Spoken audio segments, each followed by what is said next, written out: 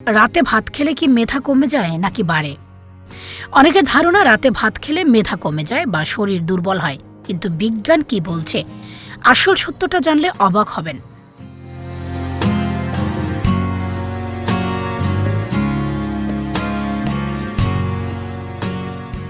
রাতে ভাত খাওয়া নিয়ে সমাজের নানা ধরনের ভুল ধারণা প্রচলিত আছে।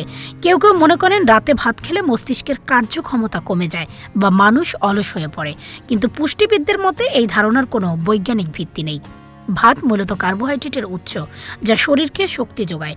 তবে অতিরিক্ত ভাত খেলে ওজন বৃদ্ধি বা হজমের সমস্যা হতে পারে, এটাই মূল বিষয়। মেধা কমে যাওয়ার সঙ্গে ভাত খাওয়ার সরাসরি কোনো সম্পর্ক আসলে নেই। মস্তিষ্কের কার্যক্ষমতা নির্ভর করে পর্যাপ্ত ঘুম, সুষম খাদ্য, পানি গ্রহণ এবং মানসিক সুস্থতার ওপর। বরং সঠিক পরিমাণে ভাত ও অন্যান্য পুষ্টিকর খাবার খেলে শরীর ও মস্তিষ্ক দুটোই ভালো থাকে। তাই রাতে ভাত খাওয়া নয়, বরং কী পরিমাণে এবং কিভাবে খাওয়া হচ্ছে সেটাই বেশি গুরুত্বপূর্ণ। বিজ্ঞান বলছে সুষম খাদ্যই মেধা ও স্বাস্থ্যের মূল চাবিকাঠি।